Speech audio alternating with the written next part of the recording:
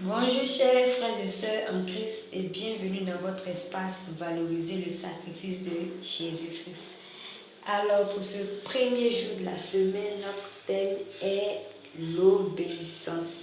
Est-ce que l'obéissance est important? Est-ce que c'est nécessaire d'être obéissant dans notre marche avec Jésus-Christ? Chers frères et sœurs en Christ, même si Jésus-Christ, quand on veut suivre, même si Jésus qu'on adore, on ne le voit pas, mais la Bible est là, son Esprit Saint nous parle toujours. Ce que Dieu te demande de faire, il faut le faire. L'obéissance, en un mot, l'obéissance est vraiment un facteur très important dans notre marche avec Jésus-Christ. Si nous voulons expérimenter la grandeur de notre Seigneur Jésus-Christ, il est vraiment nécessaire que nous soyons obéissants dans tout ce qu'il va nous demander. L'obéissance concourt ici à nous-mêmes, notre bien-être. Jésus, il est venu sur la terre, il a fait ce qu'il avait à faire. Il a réussi pour lui, il est parti. Aujourd'hui, le combat est dans notre main. Ce que nous devons faire aujourd'hui, c'est de réjouir le cœur de Jésus-Christ, c'est d'œuvrer en sorte que le sacrifice que notre Seigneur Jésus-Christ de Nazareth est venu faire sur cette terre ne soit pas un sacrifice vain. Aujourd'hui, il ne suffit pas pour nous de porter seulement le nom de chrétien. Je pense que de nos jours, être chrétien même, c'est comme une enveloppe, c'est comme une veste qu'on met sur toi. Tout le monde peut porter cette veste-là. Les habits qu'on vend au marché, tout le monde peut acheter pour porter, pourvu que tu aies, je sais pas, les moyens, tu peux acheter pour porter. Maintenant, réellement même là, le comportement, c'est le comportement qui diffère. Sinon, tout le monde peut s'appeler chrétien ou bien chrétienne. Mais par le comportement, bien par la conduite, on saura qui est vrai chrétien ou bien qui ne l'est pas. Il ne faudrait pas que le sacrifice de notre Seigneur Jésus-Christ soit un sacrifice minime. C'est trop grand pour que cela soit minime. Donc, il faudrait que nous, les enfants de Dieu, nous nous levons comme une seule personne pour vraiment valoriser ce sacrifice-là. La Bible nous a déjà tout dit. La Bible dit que nous sommes le sel de la terre et la lumière du monde. Si nous ne sommes pas obéissants à ce que notre Dieu nous dit, si nous ne sommes pas obéissants à ce que Jésus-Christ de Nazareth nous demande, c'est pas sûr qu'on puisse vraiment être les chrétiens d'impact sur cette terre. Donc, frères et sœurs en Christ, l'obéissance est vraiment une bonne chose pour notre marche avec Jésus-Christ de Nazareth. L'obéissance est vraiment très importante pour nous qui voulons réellement avoir des places de choix demain dans le ciel. Il faudrait qu'aujourd'hui, on travaille sur ce qu'on appelle l'obéissance. Parce que la personne qui t'a envoyé, si elle te dit de faire telle chose que toi tu ne veux pas faire, je ne sais pas, c'est quel travail tu vas venir faire encore cette terre-là qui va te valoriser. Parce que ce que toi tu veux faire là, c'est pas ce que Dieu a demandé à ce que tu fasses. Cette chose est tellement simple. Moi, je ne sais pas que j'allais naître un jour. Mais si je suis venue aujourd'hui, forcément je vis de quelque part.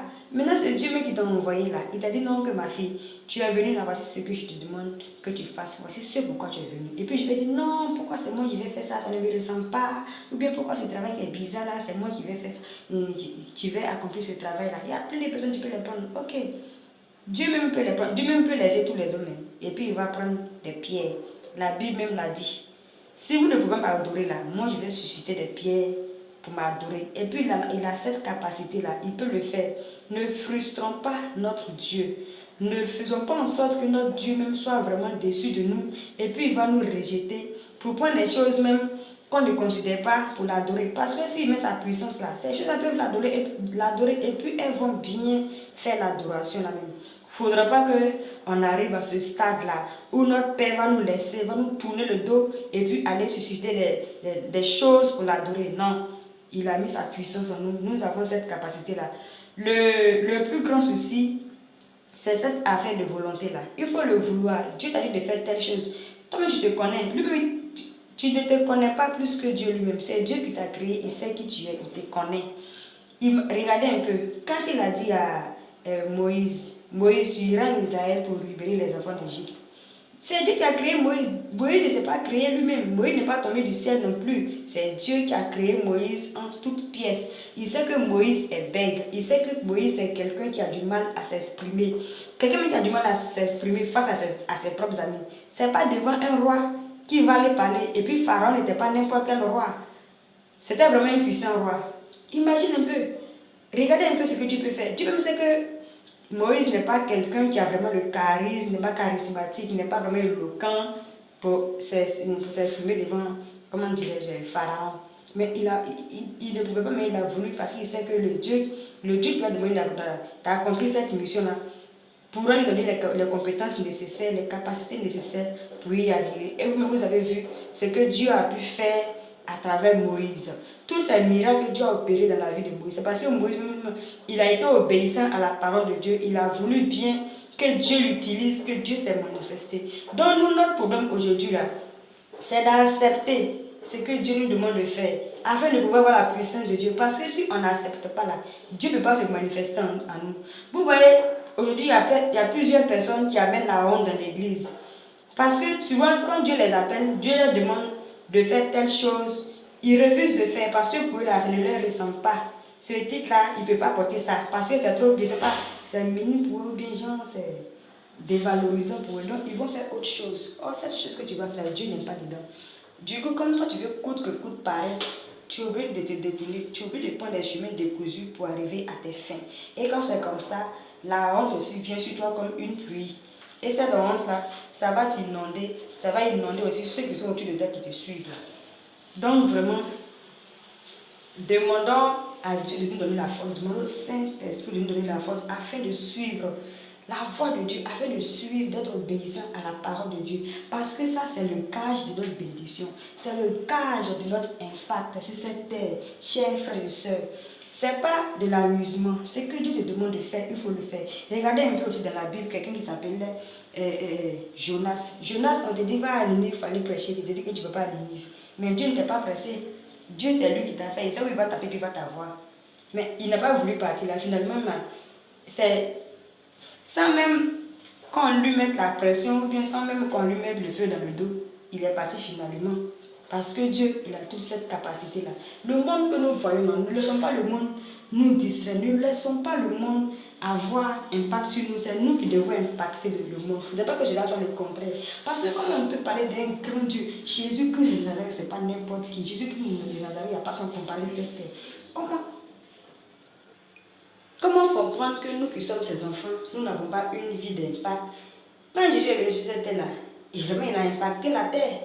Partout où il partait, il avait une foule derrière lui. Maintenant, ce n'est pas une foule pour aller là, qui le suivait comme ça pour l'applaudir, genre pour voir. Jésus ne venait pas danser, il ne faisait pas des spectacles, mais il accomplissait sa mission. Cette grâce qui était sur lui là, vraiment, il a suivi ce que Dieu lui a demandé de faire, raison pour laquelle il avait cette puissance, il avait ce pouvoir-là. Et puis, il avait vraiment la capacité d'attirer cette foule-là à elle. Jésus n'a pas passé par deux chemins, il a passé par un seul chemin. Le chemin qu'on a demandé de suivre, c'est ce qu'il a suivi. Maintenant, de nos jours, on refuse de suivre le chemin que Dieu nous demande de suivre là. Et puis, on veut forcément attirer la foule. Mais c'est quel genre de foule tu vas attirer? Et puis, tu vas voir avec cette foule-là même. Tu auras la honte.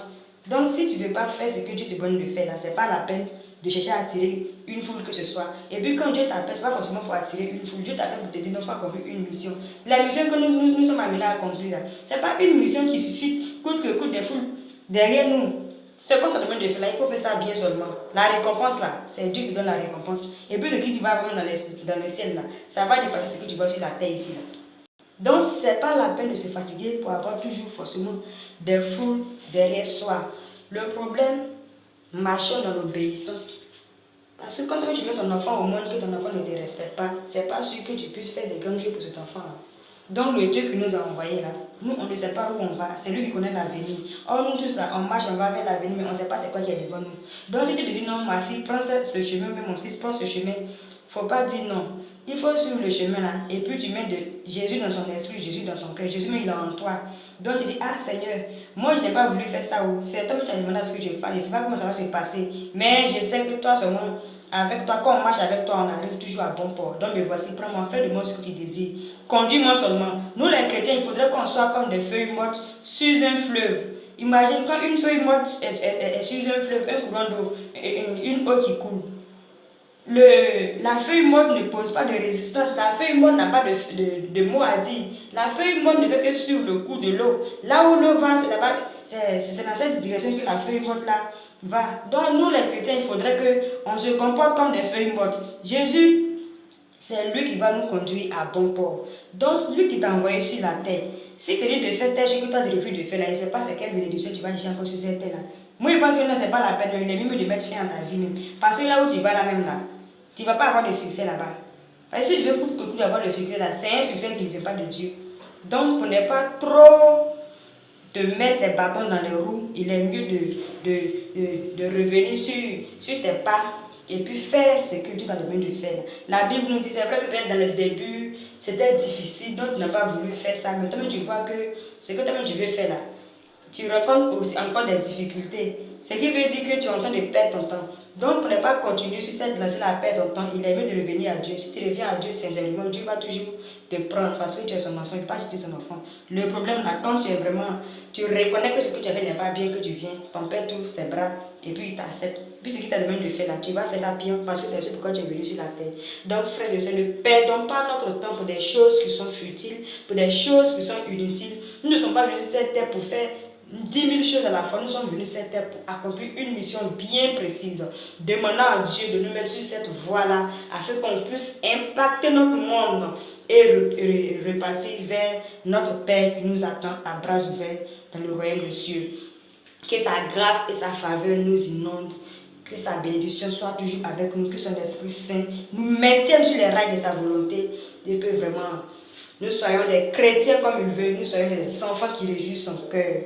Frères et sœurs, voici un peu mon point de vue sur ce qui concerne le thème l'obéissance. Vous avez votre mot à dire. J'attends vos différentes réactions afin qu'on puisse s'instruire les uns et les autres. Bon début de semaine à tous et à tous. Que Dieu nous bénisse.